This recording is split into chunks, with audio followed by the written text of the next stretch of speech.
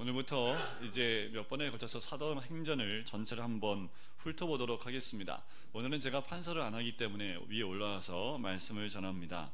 자, 우리 1장에서의 내용을 함께 보면서 이제 예수님께서 부활하시고 40일 동안 제자들에게 나타나십니다.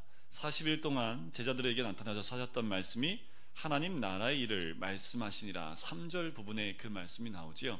자, 1장 1절에 보면 이런 말씀이 나와요. 데오빌로요, 받는 사람입니다. 누가복음을 받았던 사람과 동일하지요. 내가 먼저 쓴 글에는, 그리고 그 다음 줄에 보면 가르치시기를 시작하신부터 2절 끝에 보면 승천하신 날까지 이를 기록하였노라. 이것은 누가복음을 의미합니다. 누가복음을 통해서 이 사도행전의 저자인 누가가 썼던 기록에 간략한 내용을 적고요. 그 다음에 3절에 나오는 것은 부활하신 주님께서 40일 동안 이 땅에서 제자들을 가르쳤던 내용들에 대해서 이야기하는 것, 그것이 하나님 나라의 일이라 라고 말씀을 하지요. 그리고 제자들에게 분부하시는 말씀이 4절 말씀에 나와요. 예루살렘을 떠나지 말고 내게 들은 바 아버지께서 약속하신 것을 기다리라. 그 약속하신 것이 무엇일까요? 5절 말씀에 나오지요. 요한은 물로 세례를 베풀었으나 너희는 몇 날이 못되어 성령으로 세례를 받으리라. 바로 성령을 기다리라 라고 말씀을 합니다. 내가 아버지께로 갈 텐데 아버지께 가면 성령을 너희에게 보내주겠다라는 말씀이 요한복음 말씀에 나옵니다. 그래서 사도행전을 성령행전이다 라고 이야기를 해요. 성령행전, 그 말은 사도들이 움직이는 것을 적은 책을 사도행전이라고 얘기하지만 실제로 성령께서 조명하신 사람들을 각 장마다 적고 있는 책, 그것을 사도행전이다, 그래서 성령행전이다 라고 이야기를 합니다. 제가 이전에도 말씀을 드렸지만 이 성령행전은 마지막에 끝이 없습니다. 끝이 없기 때문에 우리가 사도행전 29장부터는 성령의 역사를 따라 그 다음에 계속 기록되어져 가고 있다라고 말씀을 드렸지요. 자, 1장 6절 말씀해 보세요. 자, 예수님께서 40일 동안 무슨 말씀하셨다고요? 하나님 나라의 일을 말씀해 주셨습니다. 그런데 이 말을 들은 이 제자들이 뭐에 대해서 묻습니까? 6절에 보세요. 예수께 여짜와 이르되, 여쭈어 이르되 주께서 이스라엘 나라를 회복하심이 이때니까 라고 이야기를 하지요. 여기서 여쭈어 이르되 라는 말은요, 계속적 반복의 의미가 있습니다. 그러니까 미완료형인데요, 이게 어떤 의미냐 하면 제자들이요 약간 흥분된 상태입니다. 막 약간 이제 흥분돼서 예수님께 물어요. 이제 회복할 때가 지금 맞습니까? 하면서 지금 막 제자들이 약간 흥분된 상태. 왜요? 예수님이 죽은 줄 알았는데 부활하셨지요. 그 매일 오셔서 하나님 나라의 일을 특별히 제자들에게 가르쳐주는 그 상황 가운데 제자들이 과연 이제 이스라엘 나라를 회복하심이 이때입니까? 라고 흥분된 상황 가운데서 지금 제자들이 질문하고 있는 모습을 봅니다. 그런데 사복음서를 함께 보고 왔기 때문에 이 질문이 얼마나 어리석은 질문인지, 그리고 앞에서 예수님이 가르치신 것이 하나님 나라 일입니다. 그런데 이 12제자는 여직 무엇에 대해서 얘기해요? 이 땅 나라의 일을 이야기하고 있다는 거지요. 성령이 오시기 전이기 때문에 이들의 관심은 다 어디에 있습니까?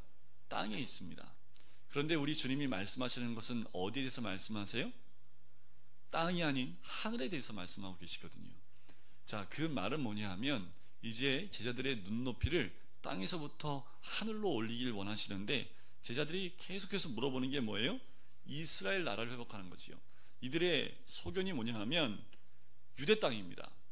왜요? 예수님이 메시아가 어디 왔기 때문에? 유대에 왔기 때문에 유대의 회복에 대해서만 이들이 집중하고 있는데, 예수님 말씀하시는 것은 유대만이 아니라 이 전 세계에 있는 하나님 나라를 보면서 이야기하고 있다는 거지요.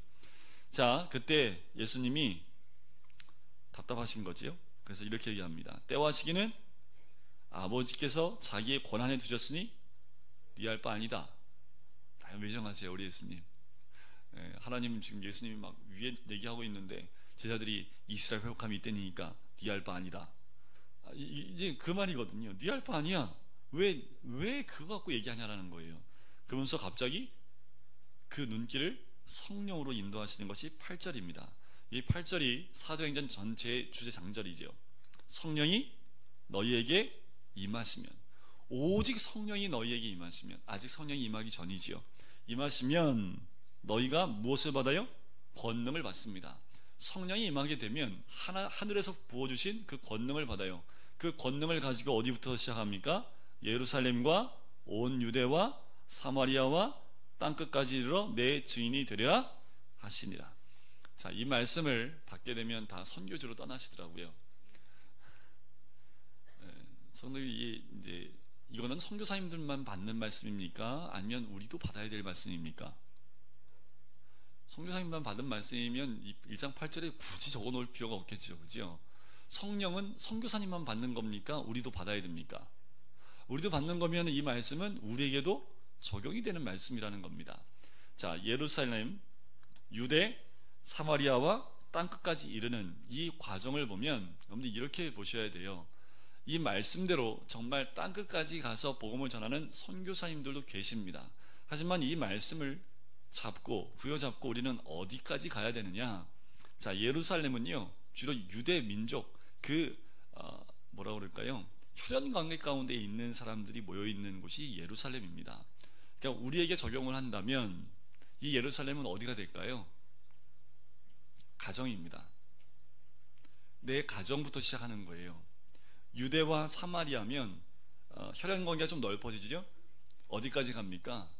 내 친척과 내 친구까지 가는 거지요. 그 다음에 땅끝이면 어디예요? 예수를 알지 못하는 자들, 내 주변에 주를 알지 못하는 자에게까지 가라. 그들에게 내 증인이 되라. 근데 증인은 어디서부터 증인이 돼야 돼요? 우리가 모르는 사람한테 증인되기가 쉬워요? 내 아내한테 증인되기가 더 쉬워요? 우리는 거꾸로 갔으면 좋겠죠, 그죠?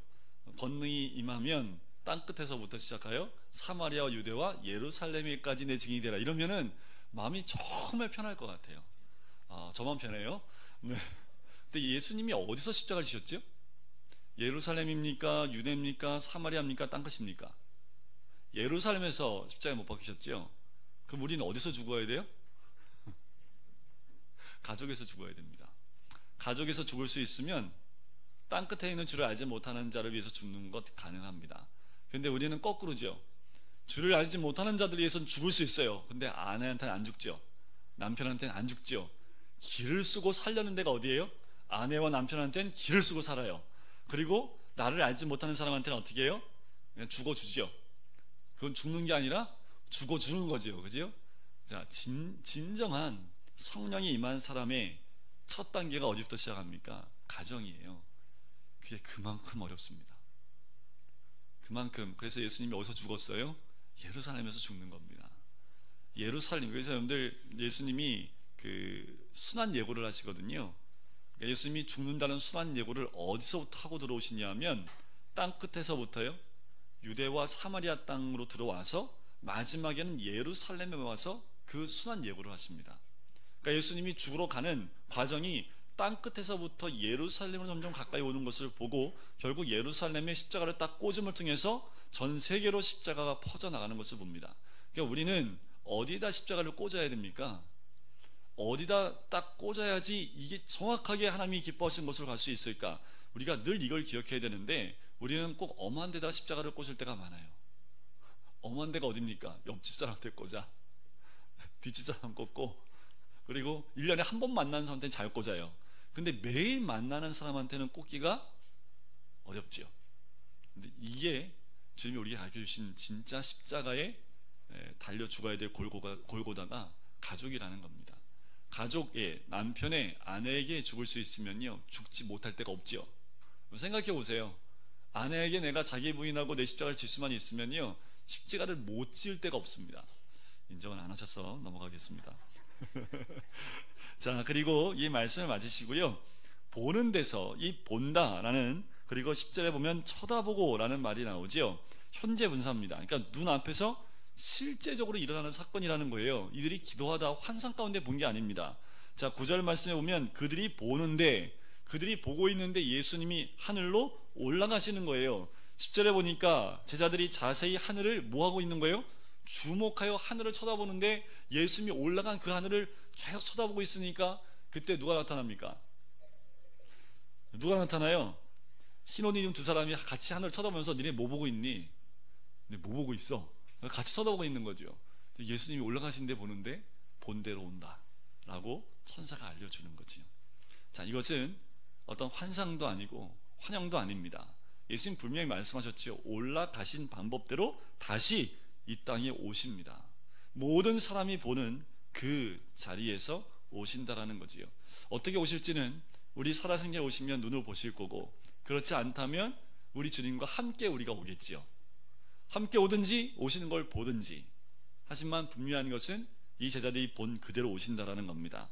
그때부터 12절에 보면 갈라몬이라는 산으로부터 이제 예루살렘에 가까워서, 이제 13절에 보면 그들이 유하는 다락방, 이것이 마가의 다락방이라고 보통 우리가 알고 있죠. 다락방에 제자들이 모입니다.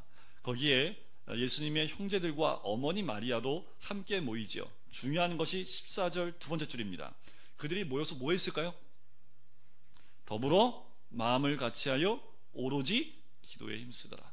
자, 예수님이 부활하시고 며칠 동안 땅에 계셨다고요? 40일입니다. 그러면 이들이 매일같이 모여서 기도했던 시간은 어느 정도의 시간이 됐을까요? 이건 퀴즈인데.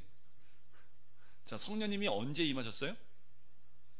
오순절날 임하셨습니다. 오순절은요, 안식 후 첫날부터 50일째 되는 날이에요. 예수님이 부활 언제 하셨어요? 안식 후 첫날 부활하셨지요. 그리고 40일을 계셨다가 올라가셨으니까 이제 며칠 남았어요? 성령 임하기까지 열흘 동안이죠. 열흘 동안 이들이 마음을 같이하여 오로지 기도에 힘쓰더라. 성령이 임하는 조건을 이제 12절부터 마지막 절까지 얘기하는 거예요. 성령이 임하시기까지 우리는 열흘 남았다는 거 알지만 이들은 모르지요. 그러니까 이들이 성령을 받기 전에 어떠한 마음의 상태로 준비가 되어졌을까? 자, 우리가 성령을 받기 위해서 준비해야 될 것이 무엇인지를 볼 수 있습니다. 더불어 마음을 같이하여 오로지 기도에 힘쓰더라. 혼자 기도하다가 성령을 받을 수도 있지만, 오늘 이 마가다락방에 있었던 사람의 숫자가 총 몇 명입니까? 120명입니다. 15절에 보니까 모인 무리의 수가 약 120명. 저희 본당이요, 이 앉는 좌석을 다 세보니까 대략 꽉 들차면 150명입니다. 못 앉아요. 네, 100명만 앉아도 숨쉬기 곤란할 정도입니다. 우리가 뱉어내는 이산화탄소 때문에. 그러면 이 정도만 해도 120명 앉기에 의자 다 치우면 좀 앉을 수 있을 것 같아요. 그러면은 마가다락방이 어느 정도, 이 정도. 좋네요. 이게 마가다락방이네요. 네, 조금만 더 일어나오면 120명만 채워주십시오. 그러면 그 성령이 임하십니다. 여기가 120명, 이 정도 공간이라고 보시면 돼요. 자, 그들이 이 공간에 모여서 뭐 했다고요? 더불어서 마음을 같이 했다는 거죠. 무슨 마음을 같이 했을까? 예수님이 분부한 대로, 명령하신 대로 성령이 임하기 위해서 마음을 같이 했고, 뭐에 힘썼다고요? 오로지 기도에 힘썼다라는 겁니다. 시대가 끝이 가까이 올수록 기도가 약해집니다. 주님의 때가 가까이 올수록 기도하는 모임들이 사라집니다. 그건 지금도 계속 나타나는 증상들이에요. 그래서 어떤 큰 교회는 목사님이 밥 기고 난 다음에 그 원로 되신 목사님이 40일 기도를 하셨는데, 새로 부임한 목사님은 40일 새벽 기도를 3일 새벽 기도로 바뀌셨대요. 부흥회 때잖아요. 근데 내가 지금 그게 부흥 맞아? 라는 생각이 드는 거예요. 기도의 시간을 줄였더니 성도들이 더 많이 나왔다. 이건 뭔가 안 맞는 거 아닙니까? 성경적이지 않습니다.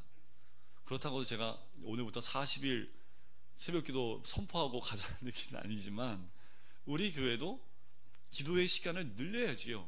그게 교회입니다. 모이기에 힘을 쓰고 더 모였을 때 기도에 집중하는 게 이 초대교회의 모습이었거든요. 그런데 시간이 갈수록 왜 기도의 시간이 줄어들까요? 첫 번째, 바빠요. 피곤해요. 새벽 기도하고 난 다음에 직장생활 못해요. 이때는요, 그냥 밥 먹고 기도만 하면 되니까? 아니요. 기도의 시간에, 기도는요 쉬운 게 아닙니다. 다 노동이에요. 노동. 영적 노동이 기도하는 겁니다. 시간을 들여야 되고, 땀을 흘려야 되고, 집중해야 되고, 내 모든 것을 쏟아 부어야지 할 수 있는 것이 기도입니다. 근데 점점 이것들이 사라져가고 있다는 거죠. 근데 이거 굉장히 중요합니다. 우리가 어디에 집중해야 되는지, 교회가 목숨 걸고 지켜야 될 게 뭔지, 가장 중요한 건 말씀과 기도입니다. 이거는 놓치면 절대로 안 되는 거지요. 이것을 삶에 적용하는 문제는 이제 우리 각자의 삶 가운데 가서 성령이 인도하는 대로 가야 되지만, 교회에서 이 두 가지를 놓쳐버리면, 또 이게 약해지면 약해질수록 교회는 약해질 수밖에 없다라는 거지요. 자, 이렇게 기도로 준비되니까 15절을 보십시오. 자, 두 번째 절에 보면 베드로가 그 형제들 가운데 일어섭니다. 자, 이때 이 베드로가 설교하는 내용이 쭉 나오는데 굉장히 중요합니다. 자, 16절에 보세요. 형제들아, 성령이 다윗의 입을 통하여 예수 접는 자들의 길잡이가 된 유다를 가리켜 미리 말씀하심이 성경에 응하였으니 마땅하도다. 자, 이 말씀이 왜 중요하냐면, 120문도 가운데 이제 한 명은 예수님을 팔아먹고 죽었습니다. 이 뒤에 보면 그게 나오죠. 18절에 보세요. 이 사람이 불의의 삭스로 밭을 사고 후에 몸이 곤두박질하여 배가 타져 창자가 다 흘러나온지라. 마태복음에 보면 이 가룟 유다가 어떻게 죽습니까? 목매달아 죽다고 나왔죠. 그래서 학자들이 어떻게 얘기를 하냐면, 이가 목매달아 죽고 그 끈이 끊어져 땅에 떨어지면서 창자가 터졌다라고 보통 해석을 해요. 이게 두 가지를 나눠서 썼다고 보통 얘기를 합니다. 자, 그러니 사도가 몇 명 남았습니까? 11명 남았어요. 그리고 그 외에 120명 가운데 119명, 이것도 이 빼기 하려면 참 어려워요. 119명이 예수님의 형제와 일반 제자들이 다 모인 거지요. 한번 생각해 보세요. 11명의 목사입니다. 예수님이 12목사를 세웠어요. 근데 한 목사가 뭐예요? 배신 때리고 예수님을 팔아넘긴 거지요. 그리고 그는 자결했습니다. 그러면 11명의 목사들이 모여서 뭐 했을까요? 목사님들이 잘하는 거 있습니다. 묻어. 목사님들 잘하는 거 묻어. 왜? 우리 치부니까. 우리 치부는 일단 묻고, 어느 사회든지 목사 사회뿐만 아닙니다. 좀 이제 고위층에 가면 고위층에 있는 모든 거 좀 안 좋은 건 뭐예요? 일단 묻어. 그리고 방향을 딴 데 돌려. 이거 자꾸 뜯어내면은 그 허물이 누구 거예요? 자기들 허물이잖아요, 그죠? 묻어야 돼. 그런데 베드로는 어떻게 한 거예요? 들춰내는 거죠. 그리고 자신들의 죄에 대한 부분들을 온전히 공개를 해버립니다. 그리고 이 말씀을 구약에 있는 말씀대로 그대로 적용을 합니다. 이건 뭐예요? 온전한 회개입니다. 성령이 임하기 전까지 오로지 기도하며 온전한 회개가 이들 가운데 임했기 때문에 성령이 올 수 있는 그 길이 열린 거지요. 자, 또 보세요. 구약에 있는 말씀을 가지고 오면서 시편의 말씀 가운데 20절 세 번째 절 한번 보세요. 그의 직분을 타인이 취하게 하소서라고 하지요. 자, 이 직분이라는 것은 영혼에 대한 섬김과 감독의 직무를 의미하는 거지요. 그 직분을 타인이 취하게 해달라는 겁니다. 그 타인이라고 하면 이 직분은 누가 갖고 있었던 겁니까? 가룟 유다가 갖고 있었던 그 직분을 타인이 취하게 해달라. 이 구약의 말씀대로 뭐 한 거예요? 이제 결혼된 그 한 명을 채우겠다라고 합니다. 그 가운데 2명을 이야기하는데, 그 사도를 뽑는 조건이 22절에 나와요. 항상 우리와 함께 다니던 사람 중에 하나를 세워 우리와 더불어 예수께서 보라심을 증언할 사람이 되게 하여야 하리라. 자, 12사도 가운데 들어갈 수 있는 조건이 뭡니까? 처음부터 함께 했던 사람입니다. 그리고 그 가운데 예수의 부활을 증언할 수 있는 사람을 뽑아야 된다는 거지요. 이게 사도 한 명을 더 채우는 조건이지요. 2사람이 선택됩니다. 바사바라고도 하고 유스도라고도 하는 요셉, 또 하나는 마띠아. 그래서 누가 뽑혔어요? 마띠아. 왜 뽑혔을까요? 이름이 작아서. 왜 이렇게 이름이 바사바, 유스도, 요셉, 이름이 3가지잖아요, 그죠? 그런데 마띠아는 딱 한 가지 이름을 가지고 있습니다. 자, 히브리식 이름과 바사바라고 하는 건요, 바사바는 사바가 뭐냐면 안식일이라는 히브리 말입니다. 바는 아들이라는 뜻이거든요. 그러니까 안식일의 아들 요셉, 그리고 유스도라는 말은 로마식 이름인데요. 그러니까 로마식 이름과 히브리식 이름, 이거 함께 사용하고 있는 거지요. 유스도는 의로운 자라는 뜻을 갖고 있고요. 마띠아라는 그 이름은 여호와의 선물이라는 뜻을 갖고 있습니다. 내려오는 얘기에 의하면 이는 70인 중에 한 명, 그러니까 공회의원 70명 중에 한 명이었을 것이다 라고 추정을 합니다. 그리고 26절에 제비 뽑아 마띠아를 얻게 되는 거지요. 성경적인 거, 제비 뽑기 성경적입니다. 그래서 이게 제비 뽑으면 우리가 생각지 않게 하나님이 인도하심이 있지요. 그래서 저희 교회에서 몇 번 했는데 정말 생각지 않도록 하나님이 인도하신 걸 경험하게 됩니다. 그리고 또 한 가지는 아무도 뭐라고 말 못하시더라고요. 기도하고 뽑으니까. 네. 2장을 넘어가면 이제 2장에서는 오순절날 성령이 임하는 사건인데요. 이에 성경 가운데요, 창조, 그죠? 창조가 중요하고요. 그리고 십자가 사역이 중요하지요. 그리고 세 번째로 중요한 본문이 오늘 2장입니다. 1장과 십자가 사역과 성령 감림하는 2장이요, 성경에서 왜 중요합니까? 창조는 성부 하나님이 대표적으로 나왔고, 십자가 사역은 성자 예수님에 대한 포인트가 있다면, 오늘 사도행전 2장은 성령 하나님이 드디어 임하시는 사건이 등장하는 것. 그래서 성경의 큰 축 가운데 하나가, 마지막 축이 성령 임하는 사건이기 때문에 2장이 그렇게 중요합니다. 자, 1장은 그렇게 준비하는 거고요. 2장 1절에 보세요. 오순절 날이 이미 이르매. 이미 이르매라는 말은 원어에 의하면 완전히 꽉 채워진 때, 그러니까 물을 따랐어요. 물이 이렇게 채워지면, 한 방울만 똑 떨어지면 넘치는 그거를 말하는 겁니다. 완전히 때가 이르매 그들이 뭐 했을까요?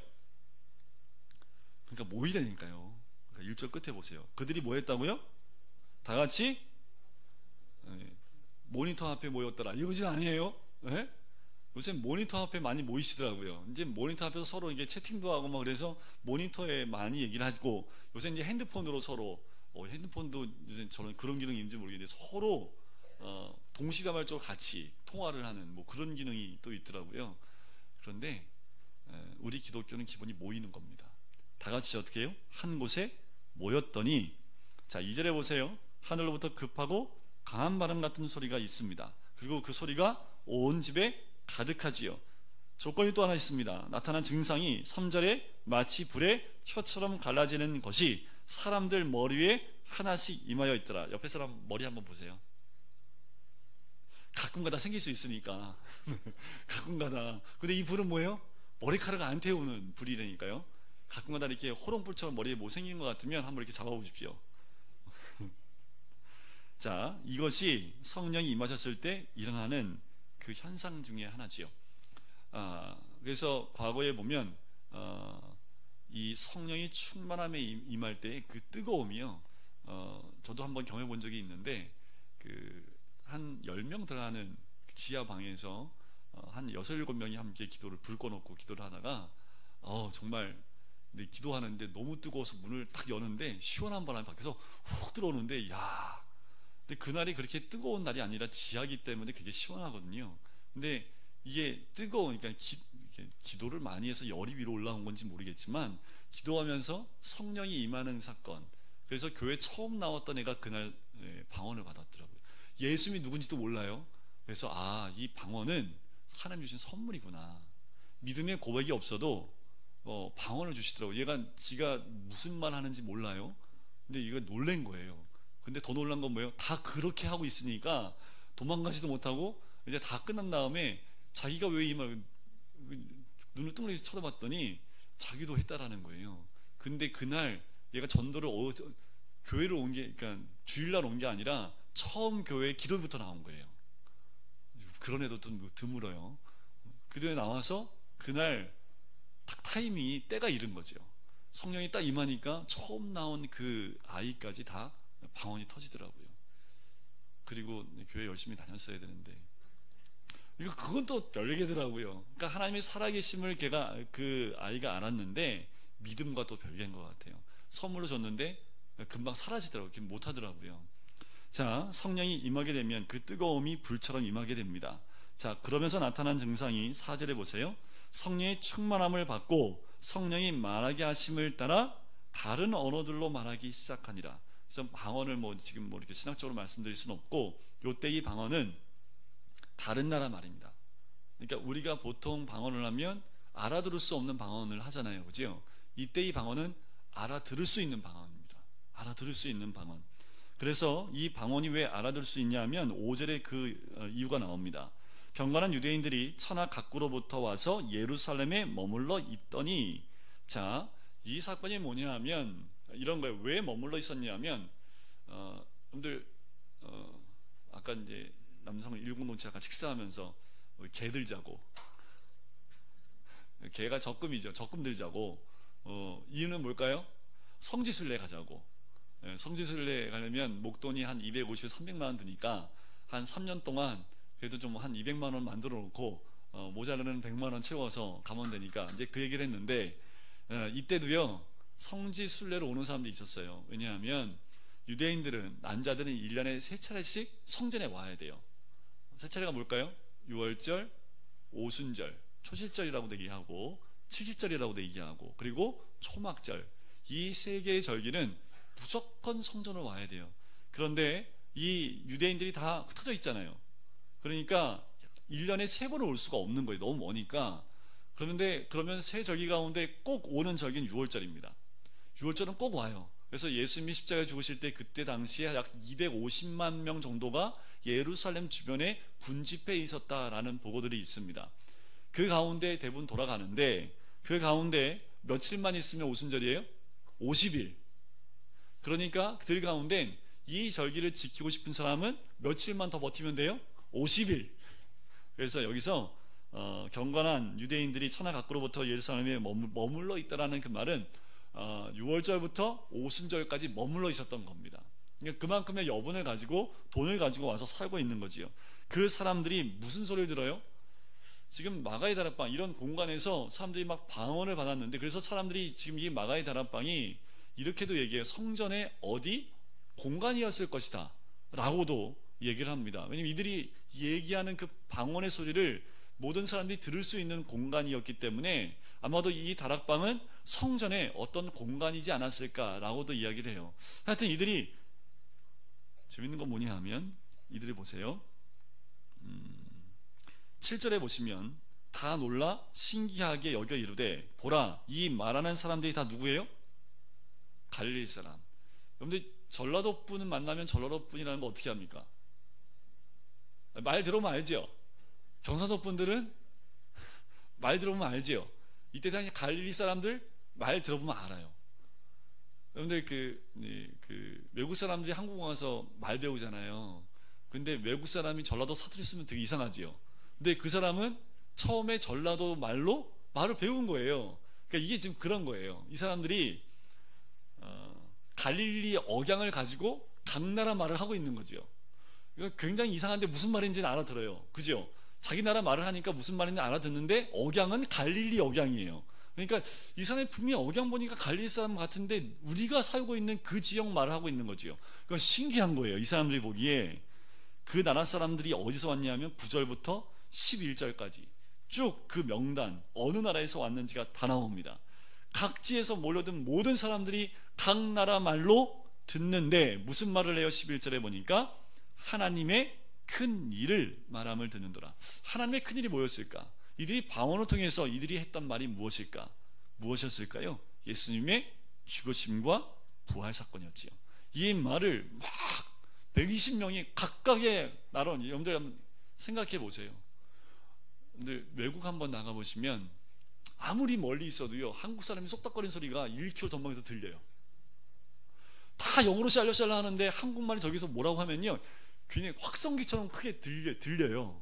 다들 그 얘기를 하시더라고요. 외국 나가면 혼자 있는데 다 막 샬라샬라 하는데 저기서 막, 야 근데 말이지, 이러면은 그 소리가 정말 소모지가 듣는 것처럼 크게 들린답니다. 그러니까 여기서 지금 막 왁자지껄하면서 막 그 기도의 소리가 각 나라 말, 자기 나라 말이 더 귀에 쏙 들어오는 거지요. 굉장히 그러니까 굉장히 많은 소리가 나지만 자기가 알아듣는 소리는 더 정확하게 들린다라는 겁니다. 근데 그 말을 보고 사람들이 놀라요. 그런데 13절에 보니까 조롱하는 사람들이 있지요. 그 가운데 베드로가 일어나서 설교를 합니다. 자, 이 광경을 보세요. 설교를 하는데 이 베드로는 자기 나라 말로 하지요. 그런데 그 120명 그 사람들이 방언으로 이 말을 토역하기 시작한다고 생각해 보세요. 자, 이것을 뭐라고 하냐면요, 바벨탑 사건 이후에 어떤 사건이 일어났습니까? 언어가 흩어졌지요. 그래서 며느리하고 시어머니하고 서로 못 알아듣잖아요. 그리고 아들하고 아버지가 못 알아듣잖아요. 요새 저희 아들하고 저희 아이들하고 엄마하고 아빠하고 좀 이게 말을 서로 못 알아들어서 지금 요새 좀 그런데, 이거 어쩔 수 없는 거 아니에요. 세대 간의 다 언어도 서로 달라요. 그죠? 그런데 나라와 나라 사이도 다르잖아요. 다 흩어져 버렸습니다. 그런데 성령이 임하시고 나니까 언어가 다 뭐가 돼요? 하나가 되는 거죠. 다시 하나가 되는 역사가 성령이 임하면서 일어납니다. 베드로가 선포하니까 강나라 말로 동시에 선포가. 그런데 성령만 임하면요 영어 공부 안 하셔도 돼요. 성령 딱 임하면 하나님 딱 하면 영어로 시작하면 한국말로 들려요. 뭐 요새는 귀에 꽂는 거 많이 있는데 그건 정상회담 할 때나 귀에 꽂지 우리가 뭐 이걸 언제 꽂겠어요, 그죠? 좀 큰 교회 가면은 외국 사람들 오면 이제 영어로 번역해서 해주는데 그건 저 위에서 번역해주는 사람이 있는 거지요. 그런 거 필요 없잖아요, 그죠? 딱 듣는데 영어로 하는데 한국말로 들려요. 아멘 안 하시네요? 네. 내가 한국말 하는데 여기 앉아있는 외국 사람들이 자기 나라 말로 막 들리는 거예요. 이게 불가능할까요? 저는 가능하리라 생각이 듭니다. 언제 가능할까요? 천국 가면 가능하겠죠. 천국에서는요 언어가 하나겠지요, 그죠? 제가 한국말 해도요 외국 사람이 각 나라 프랑스어로 다 알아듣고요. 이거 한번 꿈꿔보세요. 그 나라가 이 땅 가운데 임한다고 생각해 보십시오. 예수님이 이 땅에 오실 때 이 나라에 있는 모든 언어는 하나가 됩니다.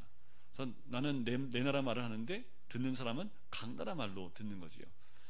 그래도 예수님 오시기 전까지 우리 아이들은 영어 공부를 열심히 하셔야 됩니다. 자, 이 베드로가 일어나서 이런 얘기를 해요. 15절에 때가 제3시니, 이 말은 오전 9시라는 얘기거든요. 보통 유대인들이 기도하는 시간이요 3시, 9시, 3시, 6시, 9시입니다. 하루에 3번 그렇게 기도를 해요. 그래서 사도행전에 보면 3시, 6시, 9시가 나옵니다. 그러니까 오전 9시, 오후 12시, 오후 3시 이렇게 기도하는 시간인데, 그러니까 제3시라는 얘기는 오전 9시에 기도하는 시간이니 이 사람들이 취하는 것이 아니라, 오전부터 취해 있는 사람이 어디 있겠습니까, 그죠? 그래서 선지자 요엘의 말을 인용해서 요엘 말씀이 이루어짐에 대해서 베드로가 설교를 합니다. 그 17절부터 21절까지 그 말씀이 나오는 거예요. 요엘서 말씀을 그대로 갖고 와서 요엘 선지자가 말했던 그 날이 오늘 이 땅 가운데 임했다 하면서 21절 보실까요? 누구든지 주의 이름을 부르는 자는 구원을 받으리라. 요엘서에 나왔던 그 말씀을 선포하는데, 이제 너희들 가운데 예수의 이름을 부르는 자, 그 말은 무엇입니까? 예수님을 구주로 영접하는 자는 구원을 받는다라고 선포를 하는 거지요.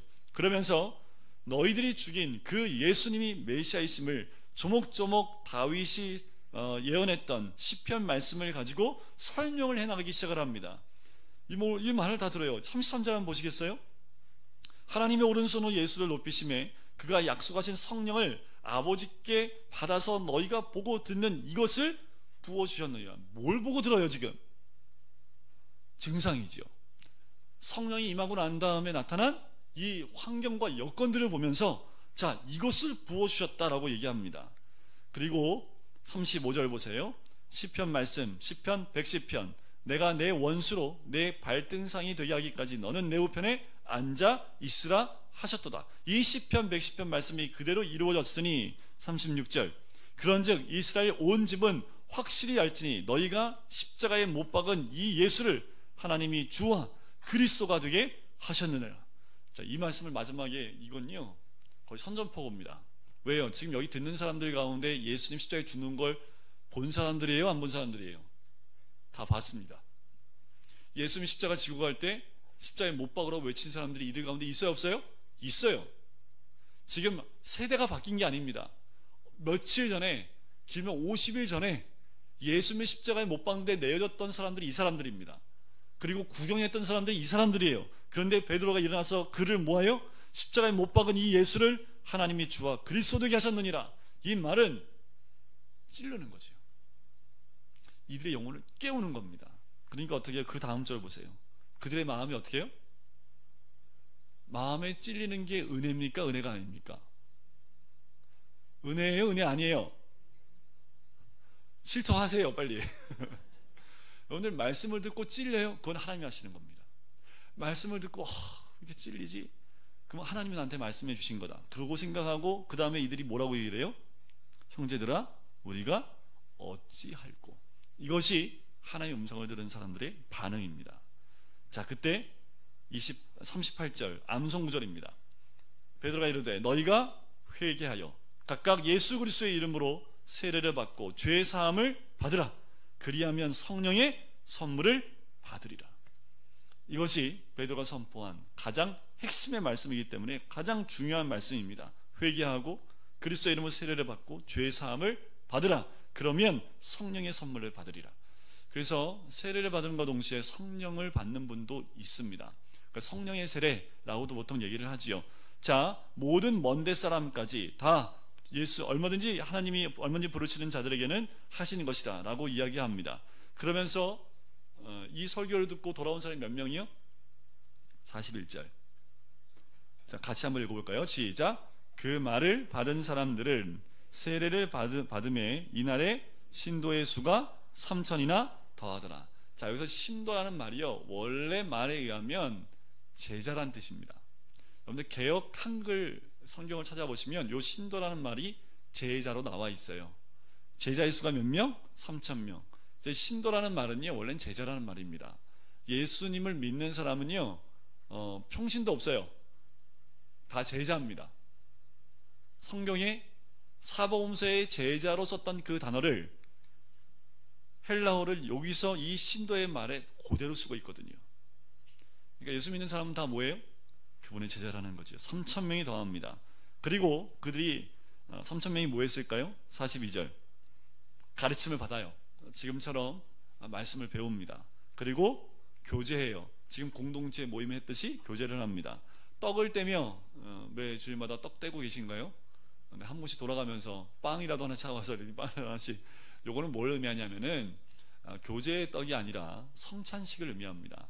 그때는 예수님이 성찬을 모일 때마다 하는 그 기념을 하고 있기 때문에 사람들이 모이면 제일 먼저 했던 게 뭐냐면 성찬 예식을 했어요. 이 떡을 떼다라는 얘기는 성찬을 했다는 얘기고요. 그리고 또 뭐 한 거에 오로지 기도에 힘쓰니라. 이게 초대교회 처음에 시작할 때의 사람들의 초대교회의 모습이라는 겁니다. 그러면서 44절에 서로 통용하고 재산과 소유를 팔아 각 사람의 필요를 따라 나눠주며 성전에 모이기를 힘쓰고 집에서 떡을 떼며 기쁨과 순전한 마음으로 음식을 먹고 47절에 하나님을 찬미하며 또 온 백성에게 친송을 받으니, 자, 요게 초대교회의 진정한 모습입니다. 어떻게 보면요, 이것이 가장 이상적인 공동체의 모습입니다. 부족함이 없지요. 많은 자도 없고 덜한 자도 없습니다. 모든 것이 그 안에서 필요에 따라 나눠졌기 때문에 이제 네 것 내 것. 그래서 가만히 보니까 이게 사회주의 아닌가? 왜요? 소유가 없어. 그죠? 내 소유를 다 내놨기 때문에 네 것 내 것 없고 서로 공용으로 쓰고 있는 모습이 이 모습. 이것이 초대교회 모습이고 이것이 천국의 모습과도 같다라는 겁니다. 그래서 우리가 초대교회로 돌아가자라고 하는 말이 어떤 교회는 진짜 이렇게 하려고 하는 교회가 있긴 하더라고요. 그런데 쉽지 않습니다. 성령이 함께하지 않으면, 우리 마음에서 뭐가 제거되지 않으면요, 욕심, 탐심, 요게 제거되지 않으면 이렇게 했다가 죄송합니다, 한 사람이 싹 긁어서 이런 사건들이 교회 안에서 있어요. 교회는 참 조심해야 될 부분이기도 합니다. 자, 이 사건 이후에 3장으로 한번 보실까요? 이제 요 말씀 하나를 꼭 기억하셔야 될 말씀이 나오는데, 자, 1절에 보세요. 제9시 기도 시간에, 자, 9시면 몇 시예요? 오후 3시에 베드로와 요한이 성전에 이제 올라가는데, 기도로 가는데 2절, 나면서 못 걷게 된 이를 사람들이 메어옵니다. 그리고 성전에 구걸하기 위해서 놔요. 그것이 어디냐면 미문이라는 곳인데, 이 미문이 높이가 몇 미터인지 아십니까? 23m. 여기가 말이 안 되는 것 같아요. 그죠? 23m면 몇 층이 높이에요? 2m가 한 층이라고 하면 약 10층, 11층, 12층 높이의 문이라는, 어마어마하게 큰 문이라는 거죠. 자, 이때 요세푸스의 말에 의하면 이 미문은 은과 금으로 장식한 성문들보다 더 진귀한 문이라고 하는 것이 미문이라는 그 문입니다. 거기 앞에 두는 거예요. 참 아이러니하지 않습니까? 성전에 들어가는 굉장히 아름다운 문이 있는데 그 밑에 누가 있어요? 거지가 한 명 앉아 있는 거지요. 들어가는데 베드로와 요한이 그를 봅니다. 4절 보세요. 더불어 주목하여 이르되 우리를 보라. 주목하다는 그 말은요, 뚫어지게 쳐다본다는 겁니다. 그러니까 레이저가 발사되는 거예요. 찌직. 지금 베드로와 요한이요, 이 나면서 안진뱅이 된 나이가 몇 살일까요? 40살. 그러니까 40년 동안 한 번도 걸어보지 못한 이 사람을 쳐다보고 주목을 합니다. 6절 말씀 같이 읽어볼까요? 시작. 베드로가 이르되 은과 금은 내게 없거니와 내게 있는 이것을 내게 주노니 나사렛 예수 그리스도의 이름으로 일어나 걸으라. 이건 외우십시오. 이건 외우세요. 그리고 그냥 선포하십시오. 오늘 그냥 믿음으로 선포하시면 됩니다. 그래서 어떤 분은요, 길거리 가다가 앉아있는 분 가면 그냥 가서 한번 이거 선포하고 간대요. 되든 안 되든 그냥 선포하고.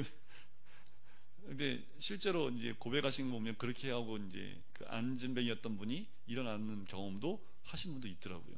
그러니까 우리가 창피해서 안 할 뿐이지 이거는 선포하시면 지금 역사하세요. 근데 안 되면 어떨까? 이 뒷얘기는 생각하지 말고 우리는 그냥 선포만 하고 가면 되는데 우리 그것도 못하는 거죠. 영적인 안진뱅이 있어요? 그럼 선포하십시오. 영적인 안진뱅이도 일어날 수 있는 여건이 됩니다. 이 사람은 손을 잡아서 일으키니 발과 발목에 곧 힘을 얻습니다. 그래서 어떻게 해요?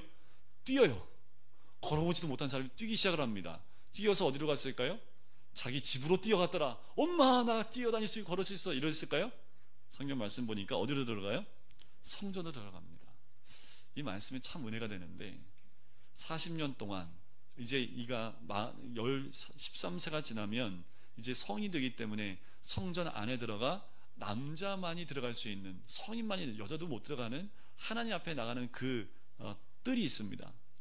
그 뜰을 가고 싶은데 갈 수가 없어요. 몸이 이 상태니까. 그러니까 이가 항상 안에 들어가는 사람 보면서 뭐 하고 싶었을까요? 나도 들어가고 싶다는 거죠. 나도 저들과 함께 들어가서 하나님을 경배하고 싶다라는 그 마음이 없었을까요? 뛰자마자, 걷자마자 어디로 가요? 바로 성전 안으로 뛰어 들어갑니다. 하나님을 찬미하고 영광 올려요. 이 모든 것을 사람들이 지켜보면서 사람들이 몰려들기 시작을 합니다. 11절에 보니까 솔로몬 행각에 보입니다. 거기서 베드로가 또 설교를 해요. 15절, 생명의 주를 죽였도다. 그러나 하나님이 죽은 자 가운데서 그를 살리셨으니 우리가 이 일의 증인이다. 계속 베드로가 토해내는 게 뭡니까? 예수님의 십자가입니다. 예수님의 부활입니다. 16절, 그 이름을 믿음으로 이 사람, 그 이름이 너희가 보고 아는 이 사람을 성하게 한다니. 뭐가요? 그 이름입니다. 그러니까 예수의 이름에 능력이 있어요. 근데 실제로 이 능력을 저는 중학교 2학년 때 경험해 봤는데요. 그때 당시에는 교회 안에서 이게 축기를 했었어요. 제가 다녔던 그 교회에 사모님이 축기 능력이 있으셔가지고요. 교회에서 축기 하는데, 죄송합니다. 그때 굉장히 그 중학교 2학년 때니까 중2병 걸린 애들은 통제가 안 되잖아요. 내 친구가 목사 아들인데 걔랑 같이 자 우리 구경 가자. 그래서 지하에서 축기하고 있는데 그 장소는 못 들어가야 하니까 2층에서 이렇게 길을 이렇게 기고 있었는데 얘기 들어보니까 정말 귀신 들린 사람인데 장로님하고 권사님들만 이제 같이 기도를 하는데 이게 딱 서 있어요. 그런데 장로님 3분이 달라붙는데 여자분인데 꼼짝을 안 하는 거예요. 꼼짝을 안 해요. 그러니까 사모님이 다 비키시라고. 먼저 뭐라고 하냐면 나사렛 예수 그리스도 이름 명하노니 누워라. 바로 딱 눕는 됩니다. 근데 예수님의 이름으로 얘기하지 않으니까 남자들이 제어할 수 없는 그 힘이 그에게 있는 것을 보고요. 그런데 예수님의 이름으로만 딱 얘기하면 꼬랑지를 딱 내린대요. 그래서 그때 예수님의 이름 앞에 귀신은 아무 힘이 없구나는 걸 그때 경험을 했거든요. 그래서 산기도 가서 귀신 모이면 늘 뭐 외쳐요? 다른 거 없잖아요, 그죠? 주기도문 외우든지 나사렛 예수 그리스도 이름 명하노니 떠나갈지어다 이거밖에 안 하잖아요, 그죠? 여기 나오는 그 이름이 너희가 보고 아는 이 사람을 성하게 했다는 거죠. 그 이름에 능력이 있다는 겁니다. 여러분들 그 이름을 입에 다십시오. 예수 그리스도의 이름. 그 이름이 우리 가정 가운데 선포될 수 있도록 아버지들이 선포하셔야 되고요. 어머니들이 자녀를 위해 선포하셔야 됩니다. 예수 그리스도의 이름으로 선포하시면 선포한 대로 되게 될 줄 믿습니다. 자, 19절에 보세요. 그러므로 너희가 회개하고 돌이켜 너희 죄 없이 함을 받으라. 이같이 하면 새롭게 되는 날이 주 앞으로부터 이를 것이다. 그리고 22절 23절에 보면 모세의 신명기 18장 말씀을 인용합니다. 나 같은 선지 하나를 세울 것이니 23절 누구든지 이 선지의 말을 듣지 아니하는 자는 백성 중에서 멸망받으리라 하면서 24절과 25절 사무엘 때부터 선지의 말들에 대해서 이야기를 하면서 아브라함의 그 씨가 곧 예수 그리스도임을 이가 또 베드로가 설교하는 장면이 3장에서 끝이 나요. 이 설교를 통해서 몇 명이 죽게 돌아왔을까요? 네, 4장 4절 보세요. 말씀을 들은 사람 중에 믿는 자가 몇 명이요? 남자 수가 약 5천이나 되었더라. 그래서 이 학자들은요, 네, 이때 예루살렘의 인구가 약 3만 명입니다. 그래서 아까 3,000명, 이때 5,000명, 더한 몇 명? 네, 그렇지 않고요. 앞에 3,000명에다가 2,000명 더해서 통틀어 5,000명이다 라고. 야, 이것도 대단한 거 아닙니까? 설교 한 번에. 네, 참 저도 예수님의 이름을 많이 불러야 할 텐데, 네, 그래서 밖에 나가서 네, 믿지 않는 사람들 앞에서 설교를 해야 될까. 네, 지금 이 사건은 지금도 일어나고 있습니다. 아프리카에 가면요, 설교 한 번에 1,000명이 아니라요, 수만 명이 죽게 돌아오는 사건들이 지금 이 아프리카 땅에서는 일어나고 있지요. 이 베드로와 요한을 잡아와요. 여기까지만 좀 나눌까요? 잡아옵니다. 제사장들과 성전 맡은 자와 사두개인 4장 1절에 보면 나오지요. 그들이 2절에 보면 부활이 있다고 백성을 가르치는 전함을 뭐예요? 싫어하지요. 그래서 잡아요. 이튿날까지 가둡니다. 자, 5절 보세요. 관리들과 장로들과 서기관들이 예루살렘에 모였지요. 거기에 모여있던 사람들이 누구냐 하면 6절 보세요. 대제사장 안나스, 가야바, 요한과 알렉산더와 및 대제사장의 문중이 다 참여해요. 이 참여했다는 말은 요 회의가 뭐냐면 사내들인 공회의원, 의회가 열렸다는 얘기입니다. 자, 여러분들 잘 보이는 안나스, 예수님을 판결했던 사람, 그리고 그때 당시 대제사장 가야바, 너무 잘 아시지요? 자, 이들 앞에 누가 서여져 있는 거예요? 베드로와 요한입니다. 베드로는 예수님을 심판하는 그 자리에, 재판하는 그 자리에 갔다가 어떻게 했을까요? 우리 한 지은이 정도 되는 여자아이가 너도 예수 믿지? 이 말에 절대 아니야 라고 말했던 사람이 누구예요? 베드로. 그런데 지금 어느 자리에 서 있어요? 그 자리에 피고인으로 서 있는 거죠. 근데 베드로가 중요한 말이 8절에 나옵니다. 베드로가 뭐에 충만하여? 성령에 충만했다는 거지요. 성령이 없을 때는 한 여자의 말에도 무서워 도망갔던 사람인데, 성령이 충만하니까 어떻게 해요? 당당합니다. 그리고 오히려 말씀을 선포하는 거 보세요. 11절 보세요. 이 예수는 너희 건축자들의 버린 돌로서 집 모퉁이의 머릿돌이 되었느니라. 시편 118편의 말씀을 인용하면서 선포합니다. 12절이 암송구절이에요. 다른 이로서는 구원을 받을 수 없나니 천하 사람 중에 구원을 받을 만한 다른 뭘요? 이름을 우리에게 주신 일이 없음이라 라고 얘기하는 거지요. 그 이름이 얼마나 존귀하고 그림이 얼마나 가치 있고 능력이 있는지, 모든 사람을 구원할 만한 이름은 그 이름밖에 없다라고 선포합니다. 근데 이들이 놀래요. 왜 놀래냐 하면 13절을 보세요. 일단 겁쟁이였는데 뭐로 바뀐 거예요? 담대합니다. 그리고 13절 두 번째 줄, 그들을 뭘로 알고 있어요? 본래 학문이 없는 범인으로 알았다가. 이 말은 뭐냐면요, 당시에 정규 랍비 교육이 있어요. 그 랍비 교육을 전혀 받지 않은 사람들인데 어떻게 이렇게 말씀을 전할 수 있냐는 거지요. 어떻게 해요? 구약 말씀을 너무 인용을 잘하는 거지요. 구약 말씀을 가지고 와서 설교를 하는데 들어보는데 틀린 게 하나도 없는 거지요. 그래서 어떻게 해요? 공회에서 잠깐 나가 있어봐 하고 이들끼리 서로 이야기를 합니다. 그리고 17절에 보세요. 그들을 위협하여 이후에는 이 이름으로 아무에게도 말하지 말게 하자 해서 경고를 합니다. 19절, 그 유명한 말씀입니다. 베드로와 요한이 대답하지요. 하나님 앞에서 너희의 말을 듣는 것이 하나님의 말씀을 듣는 것보다 옳은가 판단하라. 세례 요한과 같지 않습니까? 우리가 세상에 나가면 이래야지요. 그죠? 이렇게 고백할 수 있어야 됩니다. 죄의 말을 듣는 것이 하나님 말씀을 듣는 것보다 옳은가 판단하라. 이 가슴을 가지고 사회에 나가셔야지요. 그러면 피고인석에 서실 겁니다. 어쩔 수 없어요. 예수 믿는 사람들은 그 이름을 힘입었기 때문에 어두움은 그 이름을 원치 않는다라는 거지요. 그러면서 22절을 보세요. 이 표적으로 병나은 사람은 몇 세요? 40여 세나 되었더라 라는 겁니다.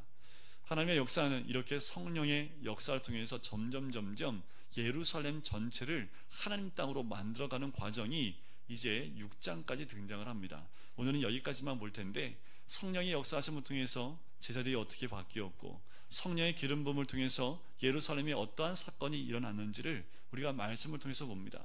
한 가지 잊지 말아야 될 것은 그 이름입니다. 그 이름의 능력이고 그 이름엔 권능이 있습니다. 그런데 우리는 너무 그 이름을 너무 안 불러요. 그 이름을 우리 삶 가운데 너무 이야기하지 않습니다. 그 이름엔 능력이 있습니다.